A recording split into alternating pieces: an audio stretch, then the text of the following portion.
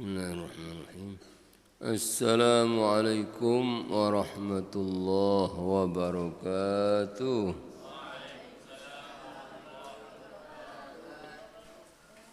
Fatah li salamati dinina wa dunyana ukhrana wa biniyati du'a wal qabul wa tamami kulli sul salahi sya'ni zahiran wa batinan dafi'atan li kulli syarr jaribatan li kulli khairin wa dinan masyayikhina ahbabina أن الله ينور قلوبنا وقوالبنا مع الهدى والتقى والعفاف والموت على دين الإسلام بالآمين يا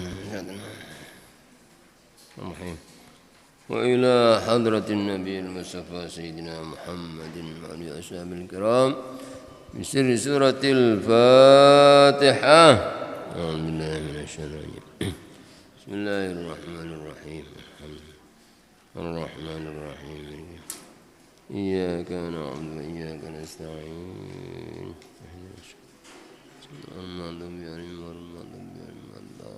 Amin. Mana sekarang?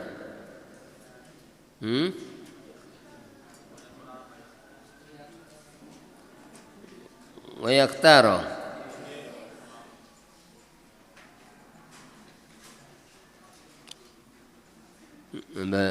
Baca niat bersama dulu. Bismillahirrahmanirrahim.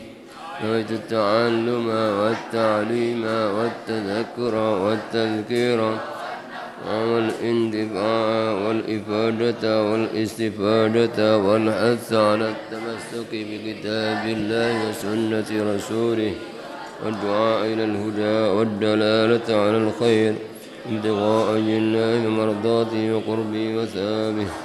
Subhanallah walhamdulillah wa la ilaha illallah wallahu akbar wa la hawla wa la quwwata illa billahil aliyyil azim. Adada kulli harfin qad maktabu abdal abdillah Sayyidina Muhammadin. Ikuti baca dulu dari fasal supaya sambung.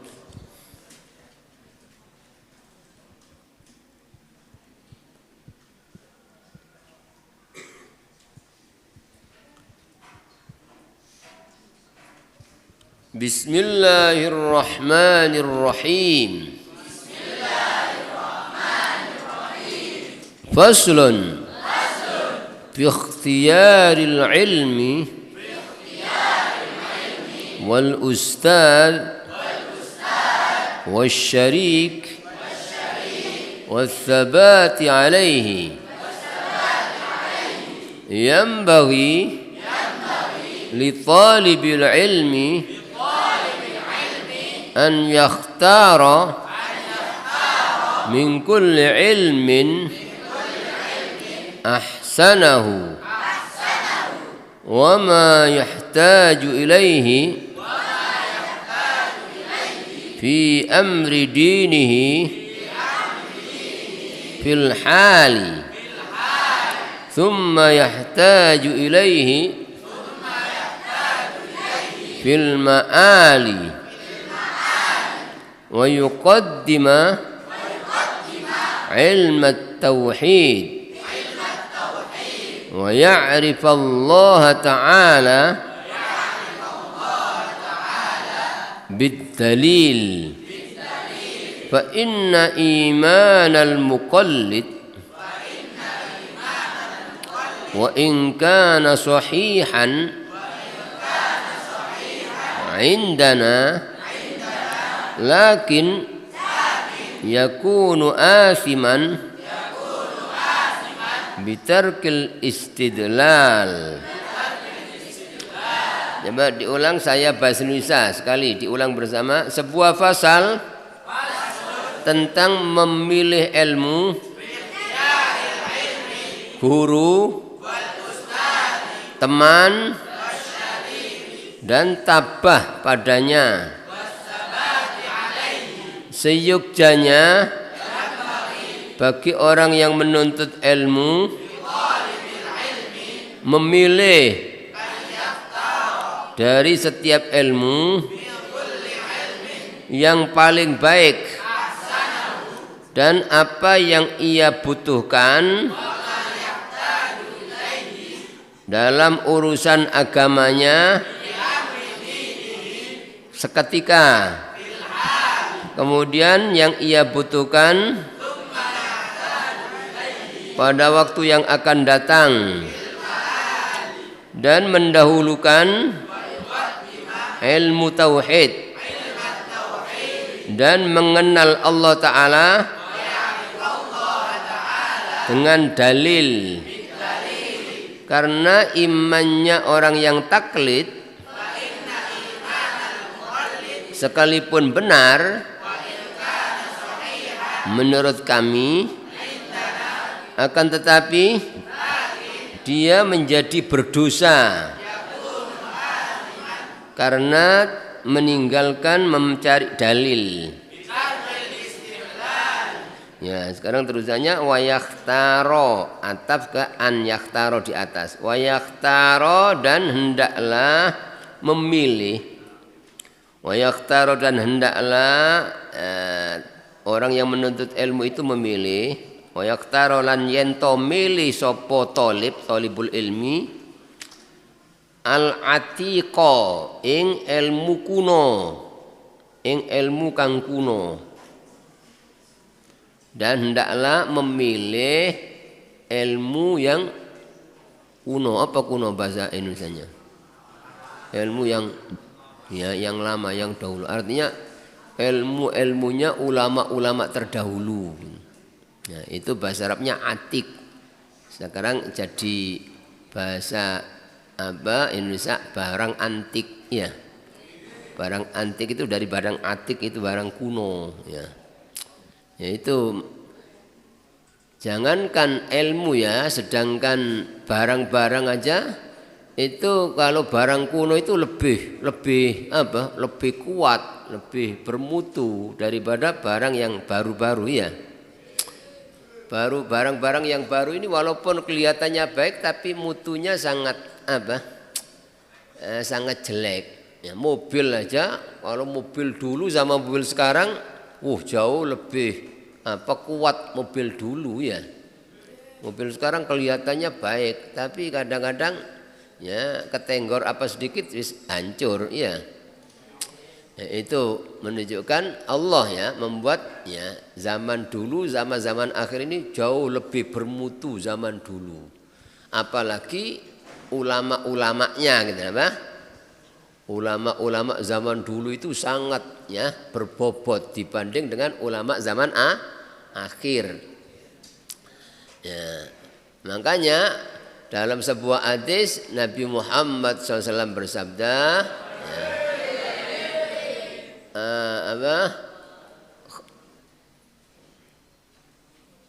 ya, khairul qurun qarni tsummal ladzina yalunahum tsummal ladzina yalunahum.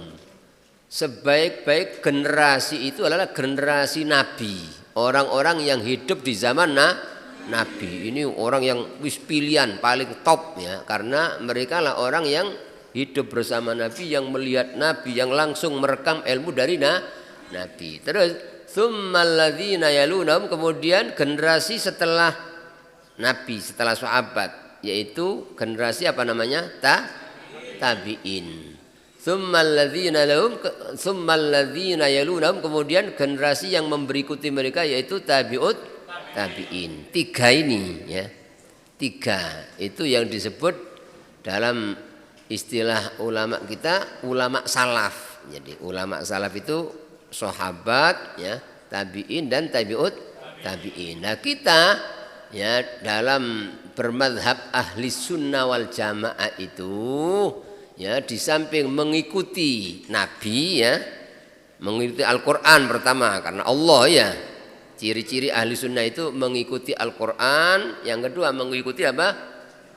Nabi, as-sunnah, hadis. Terus yang ketiga mengikuti jejak langkahnya ulama salaf, ya.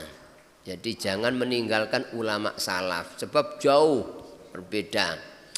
Jadi kalau ulama-ulama dulu itu luar biasa, hatinya bersihnya, ikhlasnya, dekatnya kepada Allah, ya. Maka zaman semakin akhir semakin merosot itu kualitas, ya. Ulama dulu dengan zaman akhir sangat merosot. Maka kita kalau tidak bisa berkumpul dengan ulama seperti ulama dulu gitu loh. Kita tidak bisa ngaji pada ulama terdahulu ya. Seperti zamannya Imam Syafi'i, gurunya Imam Maliki ya. Terus Imam Hambali, imam-imam yang terdahulu itu luar biasa barokah ilmunya. Lah sekarang kita tidak menjumpai ulama seperti itu, jauh berbeda gitu. Maka supaya kita tetap mendapat barokah, kita walaupun tidak bisa bertemu langsung dengan mereka, kita mempelajari kitab mereka gitu. Jadi ketika kita membaca kitabnya Al-Imam Nawawi ya, dalam hadis hadis Riyadhus Shalihin, kita mempelajari kitabnya Imam Nawawi dalam hadis Al-Azkar ya. Itu persis seperti kita ini berguru langsung kepada beliau gitu. Ya. Begitu juga ya ketika kita membaca kitab-kitabnya Imam Ghazali ya. Seperti setidak-tidaknya kita belajar kitab Bidayah. Itu kitab yang barokah gitu.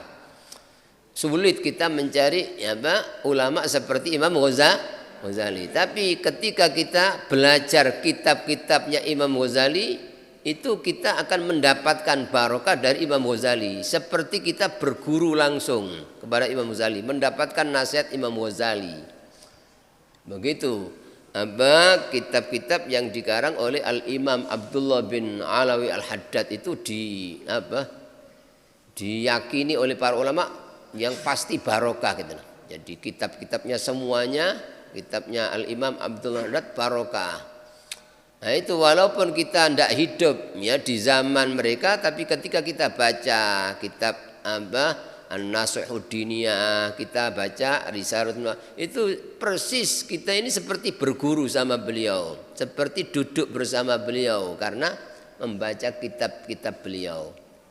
Jadi kitab yang diakui oleh para ulama yang pasti barokah itu seperti kitab-kitabnya Imam Ghazali. Semua itu saking ikhlasnya beliau ya. Bahkan setiap dibaca pasti rohnya Nabi hadirnya. Termasuk kitab-kitabnya Al-Imam Abdullah bin Al-Haddad itu ketika dibaca Nabi hadir katanya. Begitu kitab-kitabnya Al-Imam Nawawi itu itu katanya benar-benar nampak ya barokahnya ya.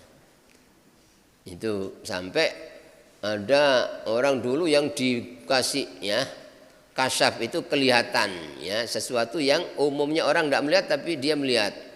Ada orang punya perpustakaan kitab banyak ya, jadi punya rumah tingkat kitabnya banyak permintaan. Ya itu zaman dulu kan bukan lampu seperti sekarang ini ya. Jadi jarang lampu itu, kalau mau nyalakan lampu masih sulit nyalakan itu.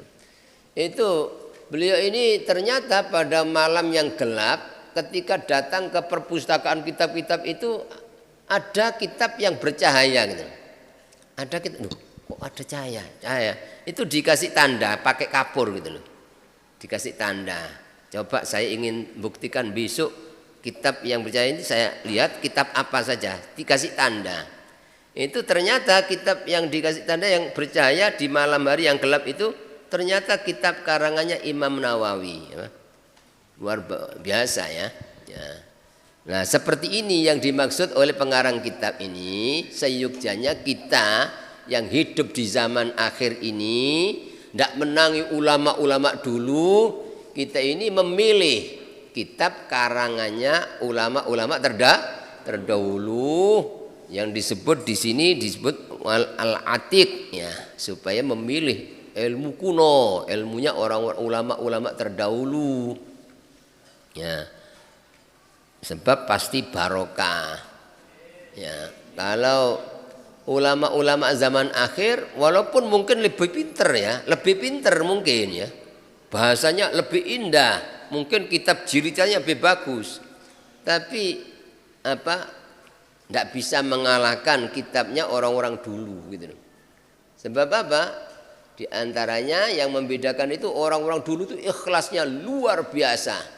Jadi ngarang kitab itu tidak ada di benaknya itu nanti saya karang terus dicetak terus dapat uang nanti dapat hasil banyak. Tidak ada pikiran itu sama sekali, tidak ada. Dulu tidak ada percetakan ya. Malah di antara sebagian pengarang kitab seperti ada yang mengatakan kitab Jurumiyah itu barokah ya. Ada yang mengatakan kitab Safina. Itu pengarangnya dulu itu untuk ngetes ya, ikhlas apa enggak saya ngarang ini. Jadi habis nulis di lembaran itu apa? Sebelum disebarkan, diajarkan, dibuang ke laut. Ya Allah, kalau saya nulis kitab ini ikhlas karena Engkau, murni karena Engkau ya Allah, pasti Engkau jaga, tidak mungkin rusak. Sesuatu yang dilakukan karena ikhlas pasti dijaga oleh Allah. Ya, akhirnya dibuang. Kalau saya tidak ikhlas, mendingan hancur, percuma. Kalau saya nulis kitab tidak ikhlas, mendingan hancur. Ya. Itu beberapa kitab, diantaranya katakan kitab Jurumiyah itu barokah. Kitab apa? Safina. Ya. Nah itu katanya apa? Setelah dibuang sudah gitu. Ternyata setelah tidak tahu berapa lama itu, ya, akhirnya ada orang cari ikan, jolo itu apa? Subhanallah. Tidak dapat ikan tapi dapat lembaran kertas-kertas. Dilihat utuh tulisannya, kertasnya utuh. Masuk akal apa enggak? Nah masuk akal, padahal kan kertas apa? Biasanya hancur ya. Tulisannya sudah hilang. Tapi itu dalam waktu yang sekiranya utuh kertasnya. Akhirnya ini kok kita baik ya. Akhirnya apa? Dikeringkan terus disebarkan. Zaman dulu kan tidak ada percetakan, tidak ada apa? Ditulis sampai ya sekarang ini tetap ya Mbak, itu asalnya dulu seperti itu ya. Ya ini yang menyebabkan barokah itu ya. Jadi maka nalillahi dama, mana-mana yang murni karena Allah mesti kekal, barokahnya kekal. Ya, orang kalau melakukan amalan apapun kok ikhlas itu mesti awet seluruhnya. Ya, seperti karang-karangannya Al-Imam Abdullah bin Haddad ya, sampai wiridnya seperti Rotib Al-Haddad itu tersebar di mana-mana. Sejak zaman beliau sudah 300 tahun lebih. Itu apa? Kitab-kitabnya dibaca di mana-mana seluruh dunia. Wiridnya Rotib Al-Haddad, Wirdul Latif dibaca oleh umat Islam dan mereka merasakan barokah dengan mengamalkannya itu. Nah, ini yang dimaksud oleh pengarang kitab wa yakhtarul atiqo, dan hendaklah ya orang yang mencari ilmu itu memilih ilmu dulu, ilmunya ulama-ulama terdahulu. Dunal muhdatsati, bukan ilmu-ilmu yang baru, bukan ilmu-ilmu yang baru ya. Apalagi kadang-kadang ya, pengarang-pengarangnya itu ada niatan untuk menyesatkan kadang-kadang ya. Ya itu zaman akhir banyak, makanya kita harus hati-hati beli buku itu loh, beli buku jangan asal dibeli, harus dilihat pengarangnya ini siapa, orang ahli sunnah apa enggak. Sekarang tersebar itu apa, orang walaupun dari Wahabi, dari Syiah itu ya disebar untuk menyesatkan umat itu. Ya itu harus dilihat sopo sing ngarang ini. Terus kalau kita ndak kenal, ndak tahu, tanyakan sama orang yang alim. Niki sing ngarang niki sinten niki apa? Orang ahli sunnah apa ndak ini? Ya, itu kalau ndak jangan dibeli. Ya, walaupun nanti apa? Disimpan di rumah itu nanti anak turunnya nanti baca terus diamalkan. Padahal ini apa? Sesat ya. Jadi kalau ada buku bacaan yang sekiranya menyesatkan karena ini bukan ahlu sunnah ya, nah ini lebih baik disobek, dibakar supaya nanti jangan ada yang baca. Apalagi nanti disimpan di rumah terus ternyata anaknya, cucunya baca, dikira orang tuanya ngamalkan itu apa? Nah ini bahaya. Nah ini kadang-kadang kalau orang haji dan umroh itu dibagi-bagi buku apa Wahabi kadang-kadang apa? Nah ini dibawa pulang kadang-kadang, nah ini bahaya. Sehingga kadang-kadang apa ya, ternyata akhirnya bertentangan sama orang tuanya, tahlilan gak oleh ya, ziarah kubur gak boleh. Nah ini kadang-kadang banyak begitu, itu namanya ilmu yang baru ya, ilmu yang bukan tujuannya untuk mempersatukan umat tapi untuk memecah belah apa? umat. Nah, ini jelas ilmu yang menyesatkan. Terus qalu, mereka berkata, para ulama berkata, qalu ngendika sapa ulama, alaikum, ya,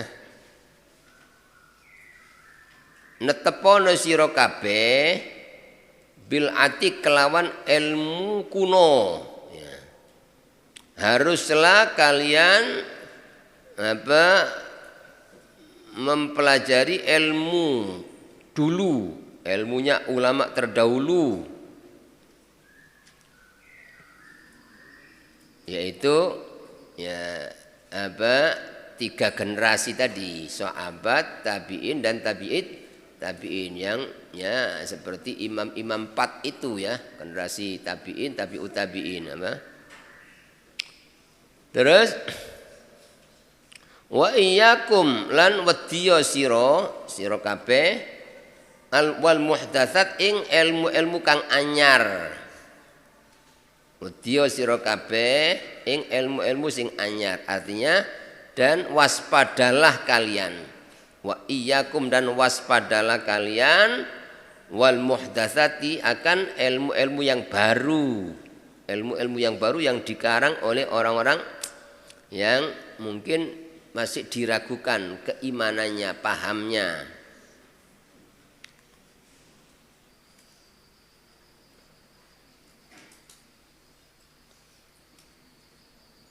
Coba dibaca dulu. Bismillahirrahmanirrahim. Bismillahirrahmanirrahim. Wa yakhtarul atiqa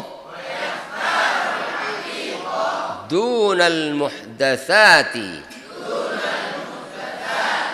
Qalu alaikum bil atiqi wa iyyakum wal muhdatsati. Diulang, dan hendaklah memilih ilmu yang dulu, bukan ilmu-ilmu yang baru. Mereka berkata, bukan, mereka berkata qaulu saja. Mereka berkata, haruslah kalian menetapi ilmu yang dulu, dan waspadalah dari ilmu-ilmu yang baru. Ya, terus wa iyyaka lan wedya sira, wa iyyaka lan wedya sira antastaghila in yento sibuk ketungkul sira, ing yento ketungkul sira bihadzal jadali kelawan ikilah ilmu debat-debatan, kelawan ikilah ilmu debat-debatan. Alladzi dhahara kang muncul apa ilmu debat ba'dang qiradil akabiri sakwuse wafate ulama-ulama besar, sakwuse wafate ulama-ulama gede minal ulama'i, sakwuse wafate wong-wong kang gedhe minal ulama saking ulama, sakwuse wafate wong-wong gedhe minal ulama saking ulama. Fa innau krana sak temene ilmu jadal, ilmu debat-debatan iku yub'idu ngedohno, bisa ngedohno apa ilmu debat atau liba ing ya wong kang belajar, atau liba ing wong kang belajar ngedono anil fikih saking fikih, saking ngerti agama. Anil fikih saking fikih maksudnya saking ngerti agama. Wa yudayyi'u lan nyak-nyakno apa ilmu debat, nyak-nyakno apa ilmu debat al umra ing umur, nyak-nyakno umur. Wa yurithu lan nyebabake ya apa ilmu ilmu debat al wahsyata ing keresahan. Apa bahasa Jawa keresahan, resah. Wal adawati lan permusuhan. wal adawati lan permusuhan. Wa huwa lan utawi ilmu debat-debatan iku min asyratis saati setengah saking tanda-tandane kiamat. Setengah saking pira-pira tandane kiamat.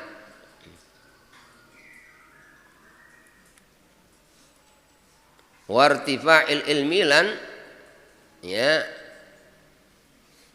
den angkati ilmu. Wartifa'il ilmi lan den angkati ilmu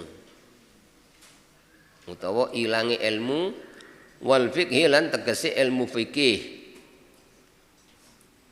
lan tegese ilmu fikih kadza warada fil hadis kadza kaya mengkono iku warada wis teka ya fil hadis ing dalam hadis. Saya ulang bahasa Indonesia.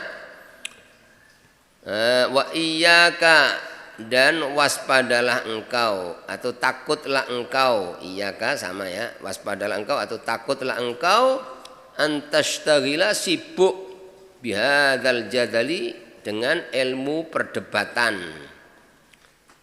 Takutlah engkau sibuk dengan ilmu debatnya. Alladzi dhahara yang muncul ilmu debat itu ba'dang qiradil akabiri minal ulama'i setelah habisnya orang-orang besar dari para ulama. Setelah habisnya orang-orang yang besar dari para ulama atau kalau bahasa Indonesia dibalik setelah habisnya ulama-ulama yang besar. Jadi kata pengarang kitab ini ya setelah ulama-ulama dulu yang terkenal itu apa ya sudah wafat banyak wafat itu ganti ulama-ulama baru yang senengannya debat sana kepingin menonjolkan dirinya gitu supaya dia dikatakan paling hebat.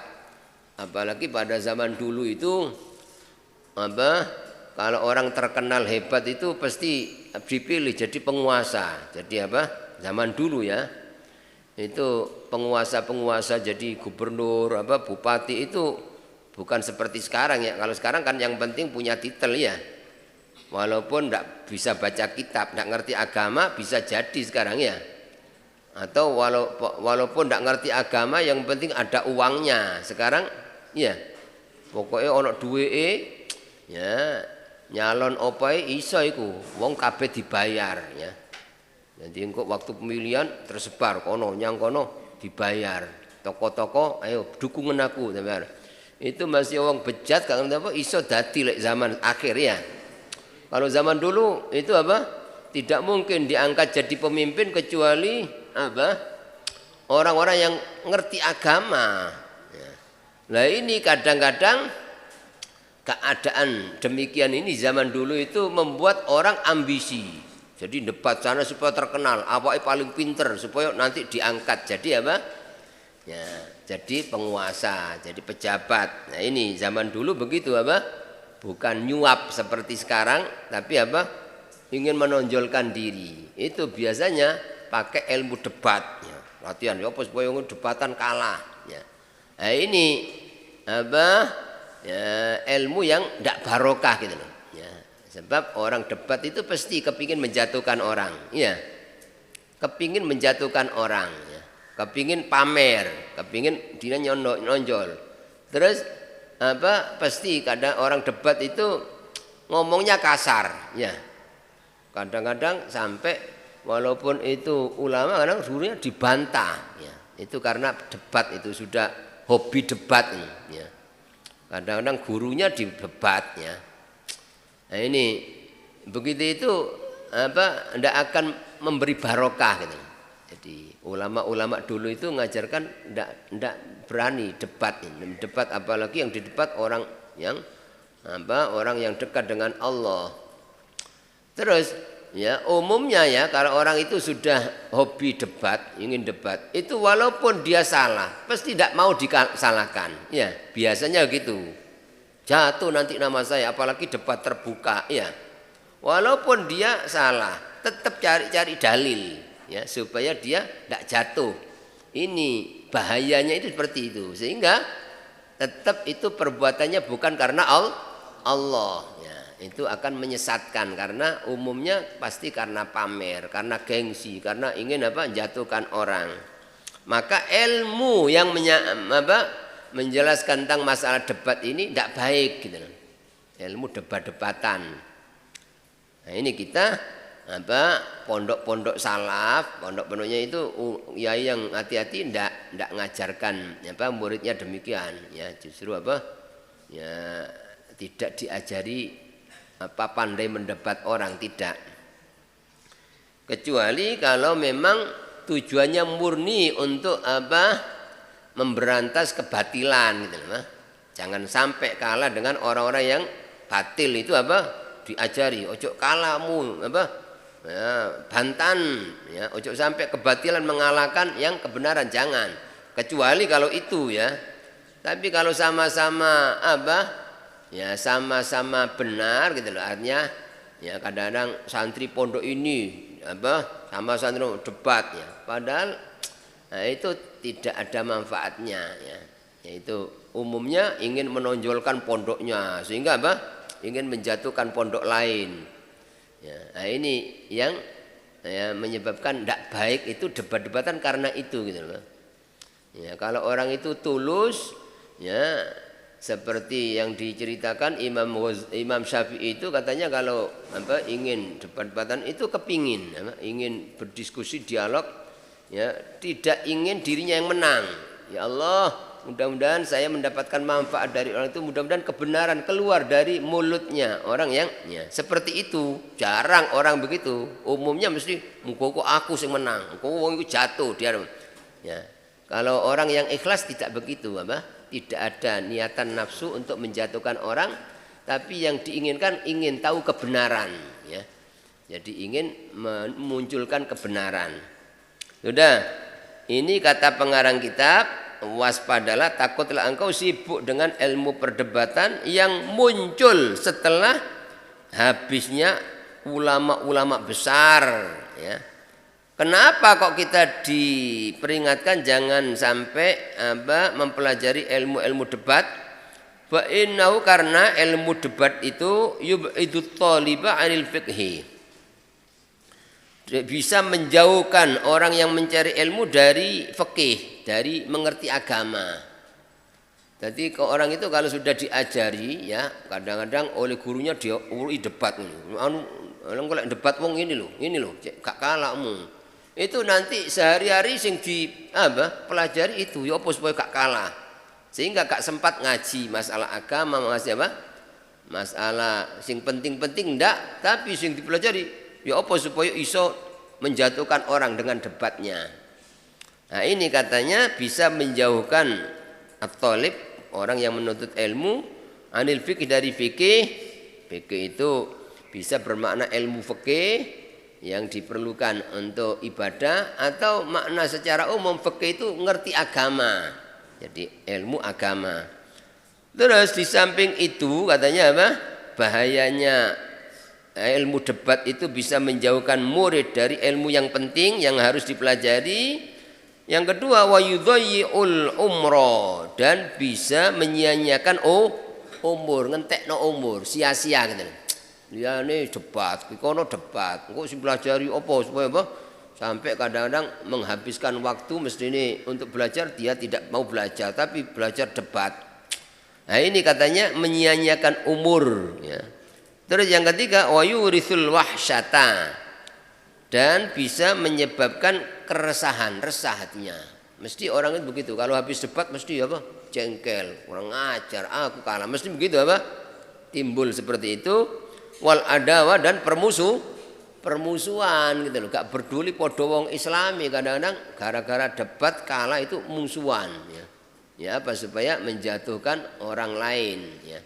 Padahal kalau sesama muslim, sesama mukmin itu harus saling mengasihi, saling menyayangi, saling menyintai, saling menghormati, tidak boleh saling menjatuhkan. Itu orang mukmin satu dengan yang lain, kata Nabi, seperti satu tubuh ya. Orang mukmin satu dengan yang lain itu seperti satu tubuh. Kalau salah satu dari orang mukmin itu sakit, itu yang lain merasakan sakit, itu orang mukmin harus begitu ya. Jadi makanya dalam bahasa Al-Qur'an, bahasa hadis itu ya, kalau kalian itu berbuat baik pada orang, itu sebenarnya kalian berbuat baik pada diri kalian sendiri. In ahsantum ahsantum li anfusikum. Kalau kalian ngomong sopan sama orang, itu pasti orang lain akan sopan kepada engkau ya. Kalau kamu hormat kepada orang, orang lain pasti hormat kepada kamu ya. Tapi kebalikannya, kalau kamu kasar sama orang, pasti orang kasar. Kalau kamu suka ganggu orang, pasti kamu diganggu oleh orang ya.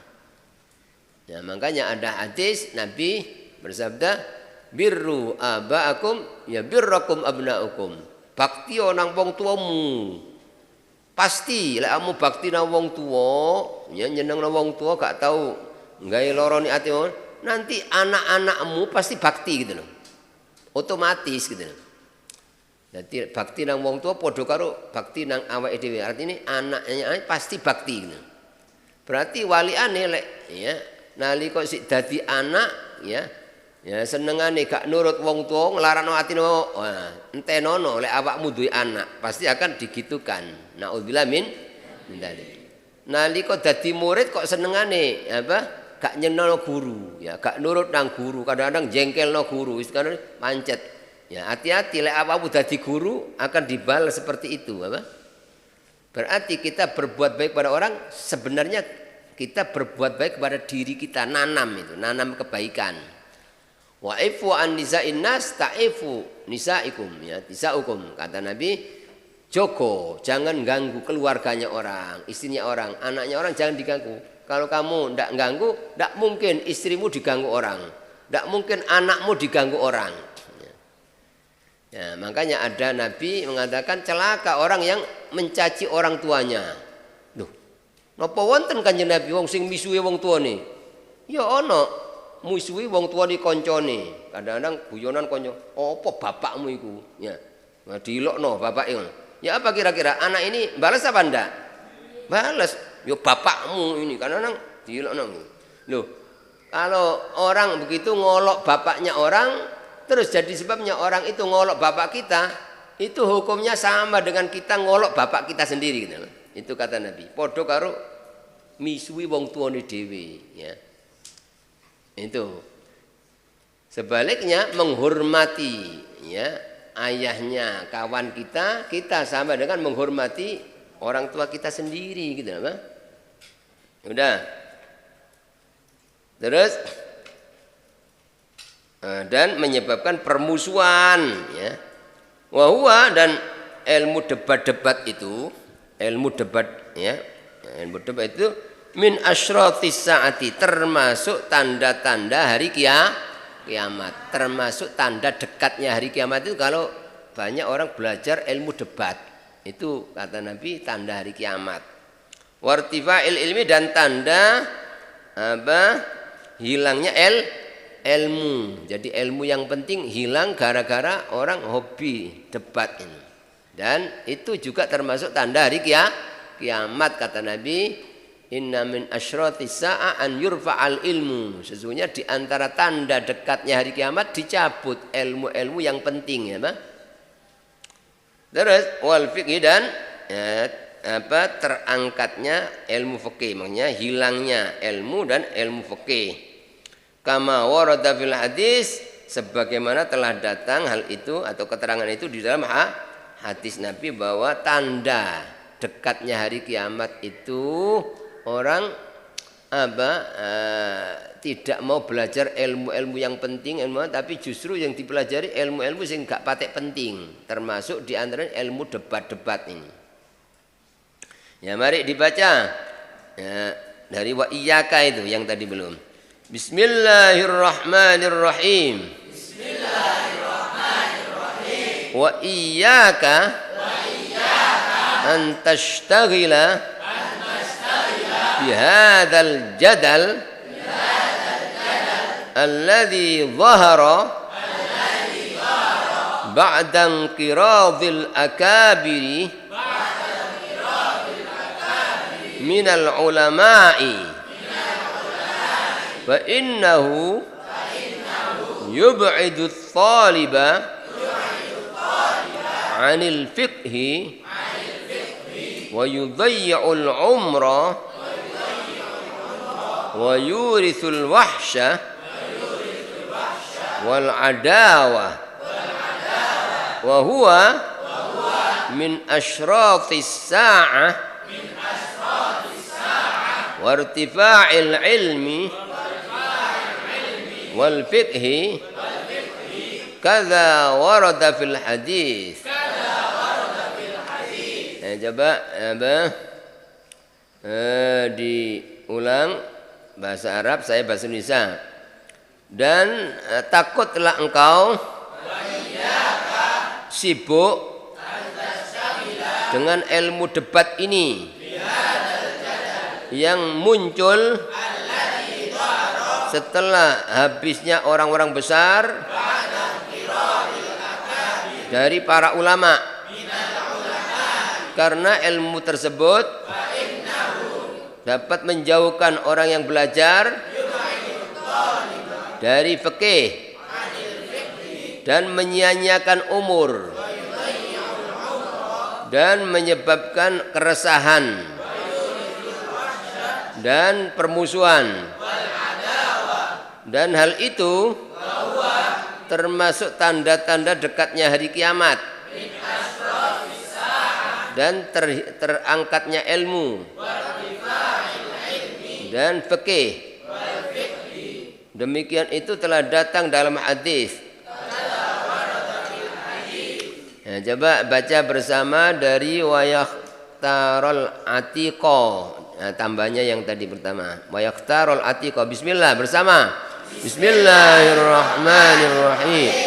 Wayaktarol atiqo dunal muhdatsati qalu alaikum bil atiqi wa iyyakum wal muhdatsati wa iyyaka an tashtaghila bihadzal jadal alladhi dhahara ba'da inqiradil akabiri minal ulama'i fa innahu yub'idu at-taliba 'anil fiqhi wa yudayyi'ul umra wa yurithul wahsya wal adawa wa huwa min asyratis sa'ah wa irtifa'il ilmi wal fiqhi kadza warada fil hadis. Ya, wallahu alam. Baca sholawat tibil qulub sekali, sholawat busyra sekali. Bismillahirrahmanirrahim. Allahumma sholli ala sayyidina Muhammadin tibbil qulubi wa dawaiha wa afiyatil abdani wa shifaiha wa nuril absari wa diyaiha wa ala alihi wa sahbihi wa sallim. Allahumma salli wa sallim ala sayyidina Muhammadin sahibil bushra salatan tubashiruna biha wa ahlana wa awladana wa jami'a masyayikhina wa muallimina wa talabatana wa talibatina min yawmina hadha ila yaumil akhir. Rabbana taqabbalna fa'na bisiril Fatihah. Iyyaka na'budu wa iyyaka nasta'in. Assalamualaikum warahmatullahi wabarakatuh.